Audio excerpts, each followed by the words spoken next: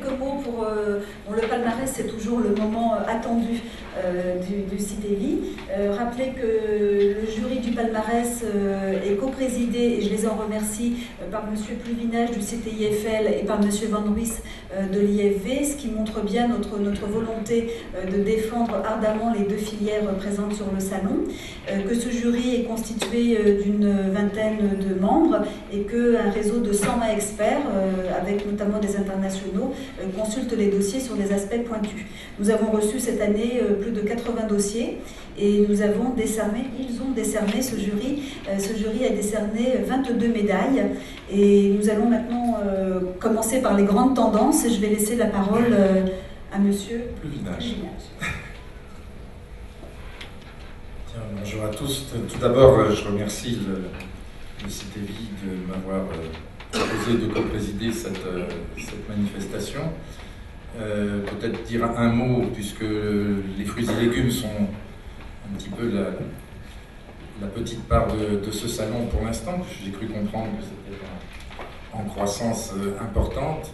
Le centre technique interprofessionnel des fruits et légumes est un centre technique qui a une particularité, c'est qu'il regroupe à la fois tous les métiers des fruits et légumes, c'est-à-dire que ça fait plus de 70 métiers différents. Alors, pas beaucoup de points communs entre un producteur de pommes ou de tomates, de concombres ou d'oignons. Enfin, il y a vraiment des choses très différentes, avec heureusement beaucoup de points communs qui nous rassemblent. Et surtout, ce qui nous rassemble, c'est que tous ces produits sont vendus dans un seul rayon, qui est le rayon des fruits et légumes, soit des grandes surfaces, soit dans les magasins spécialisés. Et que toute cette filière, depuis la production jusqu'à l'étal du magasin, l'ensemble des professionnels se sont regroupés pour faire ensemble leur recherche et développement. Et au sein du CTIFL, donc, nous travaillons pour absolument tous les métiers de cette filière. Je pense que ça méritait d'être précisé. Alors bien évidemment, compte tenu de la multiplicité des métiers et des difficultés de conduite des différents produits, ce qui se passe à l'amont est très consommateur de recherche et développement et de crédit.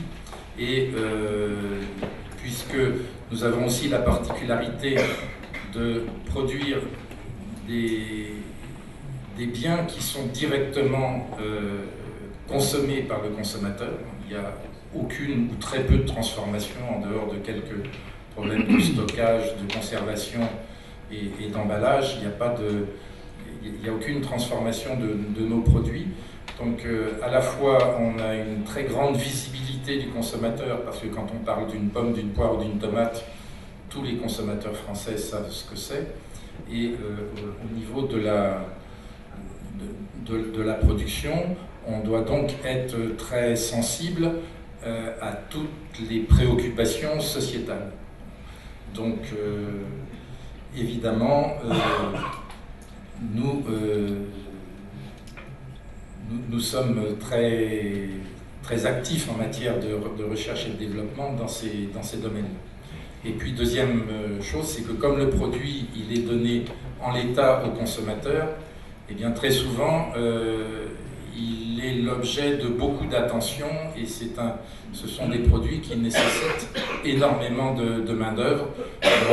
Nos différents produits, les produits qui sont les plus mécanisés représentent encore 40% de main-d'œuvre dans leur prix de revient, et ceux qui le sont moins, sans parler des extrêmes qui peuvent aller jusqu'à 80%, on est à des taux de 60-70% de taux d'incorporation de main-d'œuvre dans l'élaboration du produit. Donc c'est vous dire si tous les problèmes de simplification des tâches est fondamental pour notre secteur, et dans la mesure où nous avons beaucoup d'opérateurs qui interviennent dans les différentes phases de construction du produit, et là la sécurité de ces intervenants est aussi très importante. Non seulement la sécurité des opérateurs, je pense par exemple à des sujets qui sont très médiatisés comme les pesticides, etc. Donc la sécurité des applicateurs et des gens qui travaillent autour de ces produits, mais aussi la sécurité en matière de santé pour le consommateur. Donc cette première tendance, justement, donc, est la simplification des opérations et la sécurité des opérateurs. Est-ce que je peux vous laisser la parole donc, pour la deuxième tendance? Oui, merci. Bonjour à tous. Bon, si vous permettez, je souhaiterais aussi remercier sincèrement Valérie, Martine et toute leur équipe, au nom bien sûr de tous les collaborateurs de l'ILV. Chaque édition, nous renforçons donc notre collaboration. Je voudrais, si vous permettez aussi, vous remercier au nom de tous les acteurs de la R&D, parce que c'est un gros travail, l'organisation de ces conférences. Viticulture, il y a une vingtaine de conférences, une quinzaine d'ateliers techniques. C'est vous dire si en 3 jours, il y aura une grande densité, je dirais, de communication. On va traiter vraiment la totalité des sujets. Il y a aussi la conférence internationale consacrée, les rencontres internationales du CITEVI, consacrée à un sujet stratégique sur les vins blancs aromatiques. Un véritable sujet stratégique aujourd'hui pour le marché. Donc au nom de tous les acteurs de la R&D, vous remercie aussi sincèrement parce que ça nous permet de faire du CITEVI effectivement donc, un lieu privilégié de transfert donc, de l'information, également bien sûr de débat donc, avec les vignerons et les acteurs de la filière. Alors je voudrais aussi, juste à l'introduction, vous dire que pour nous le CITEVI se présente plutôt bien. Pourquoi? Parce que nous sommes aujourd'hui quand même sur une tendance des marchés, je dirais, certes, ce n'est pas totalement homogène, je dirais, donc sur l'ensemble des régions viticoles françaises, mais qui est plutôt favorable. Les marchés sont plutôt bien orientés. Donc c'est vrai qu'on sera sur 2 petites récoltes, 2012 et 2013 telle qu'elle est annoncée. Et puis il y a aussi un élément qui est favorable en matière de politique publique.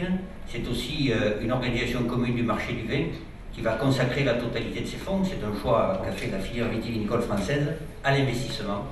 Investissement en matière donc, de restructuration du vignoble, également d'investissement dans les chais notamment et d'innovation. Donc je pense que ces 2 facteurs devraient faire donc, du CITEVI, je dirais, une manifestation donc, particulièrement active. Alors, je crois qu'aussi le CITEVI, c'est une formidable vitrine qui permet aussi de mettre en avant tout ce qu'ils font au quotidien, la performance donc, de la filière vitivinicole française. C'est vrai qu'elle a battu l'année dernière un record en matière d'exportation, vins et spiritueux, c'est le 2e poste à l'export effectivement donc, pour la France. Et je crois que c'est intéressant que le CITEVI, avec tous ses exposants, également donc les acteurs de la R&D, montre combien ils sont mobilisés au service de la performance de cette filière, pour lui permettre justement donc, de relever ces 2 principaux défis, bien sûr la compétitivité, mais aussi s'approprier tous les éléments du développement durable, qui sont de plus en plus attendus sur le marché.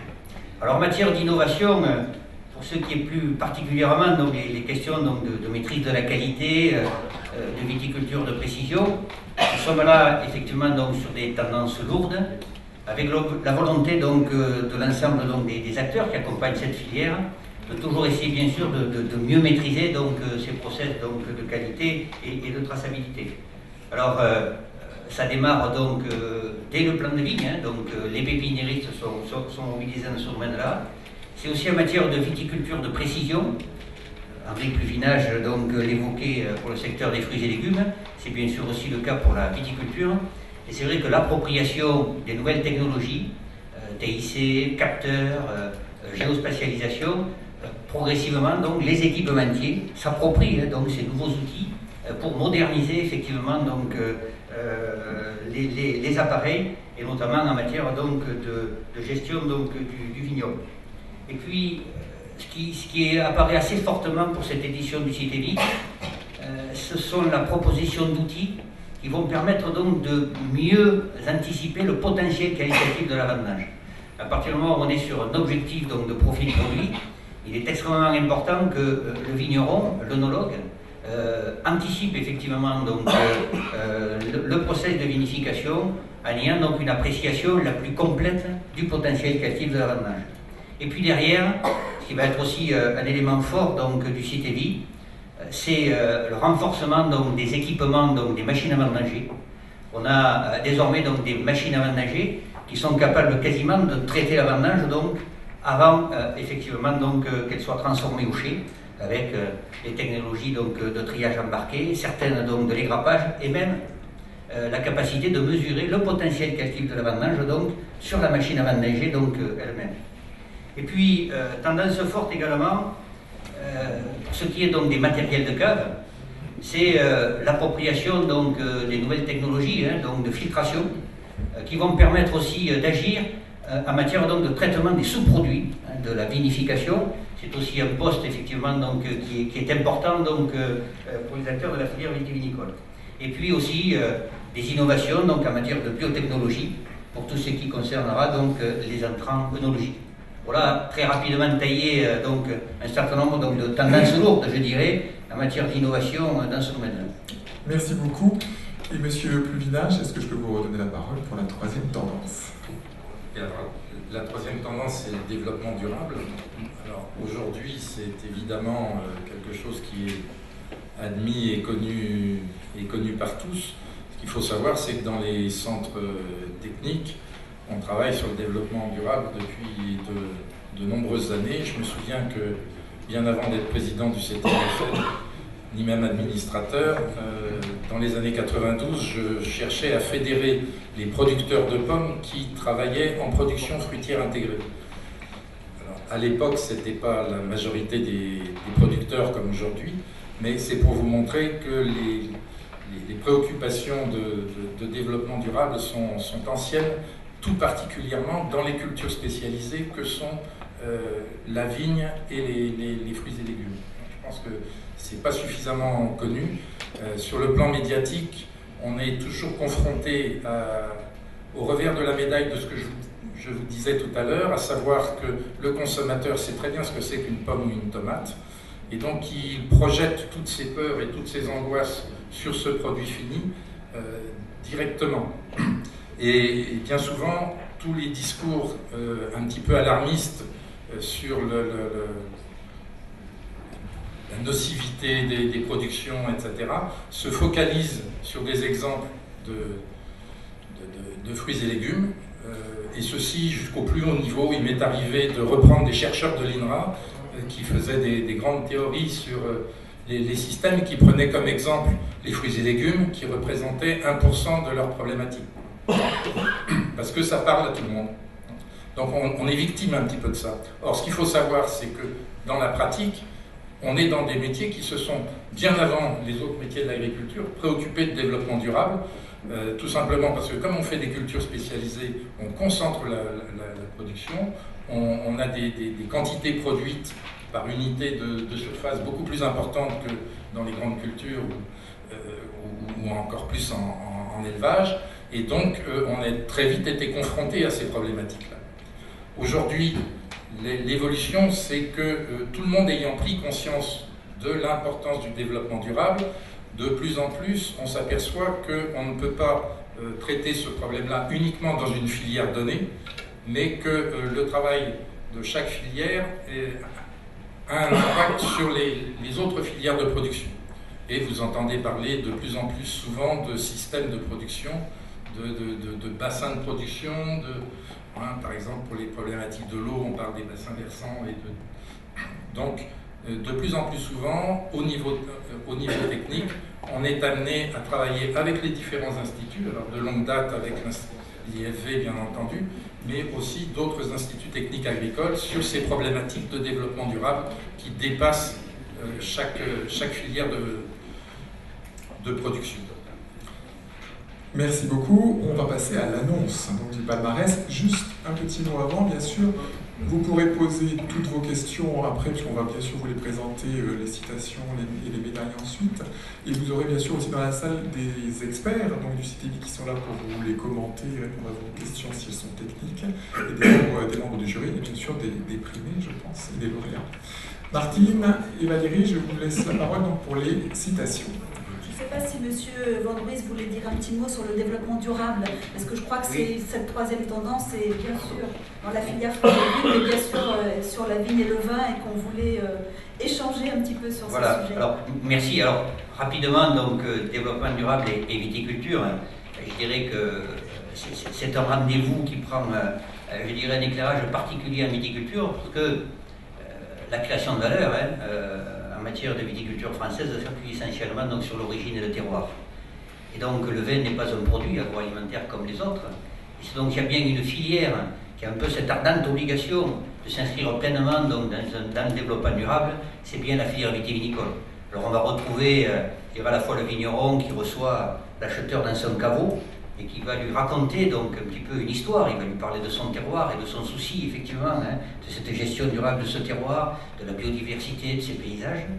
Et puis c'est aussi le grand marché à l'export, la tendance lourde, à savoir on demande aux entreprises effectivement de pouvoir démontrer, preuve à l'appui, traçabilité à l'appui, qu'elles se sont bien engagées donc en matière donc par exemple de RSE ou je dirais d'analyse du cycle de vie. Donc ce sont des tendances très très lourdes en culture pérenne et sur des productions comme la viticulture. Bien entendu, c'est une démarche de longue haleine et la plupart des entreprises donc s'y sont impliquées. Et puis rappeler aussi en viticulture la place de la bio. C'est une dimension, en particulier ici dans cette région Languedoc-Roussillon. Donc la viticulture bio aujourd'hui est 60 à 70 000 hectares donc, qui sont convertis ou en conversion. Ce sera bientôt plus de 2 millions d'hectolitres proposés sur le marché. Donc cette filière a pris donc, je dirais, une place tout à fait significative dans la filière vitivinicole. Alors en matière d'innovation, je ne vais pas tout citer, mais on va penser donc par exemple à des questions de motorisation. Donc ça va être un élément où on va essayer de trouver, je dirais, des énergies alternatives entre guillemets aux énergies fossiles. Ça va être également bien entendu tout ce qui va traiter donc des techniques de pulvérisation pour aller vers la réduction des intrants, réduction de la dérive. Donc ce sont des éléments qui sont extrêmement importants en matière d'intégration environnementale. Et puis effectivement, je l'ai évoqué aussi tout à l'heure, c'est la question des sous-produits. C'est-à-dire pouvoir, y compris donc, dans l'ensemble du process d'élaboration du vin, y compris sur les aspects d'emballage, c'est aller effectivement donc, vers une filière qui sera délibérément, donc, qui s'inscrira délibérément donc, dans le développement durable.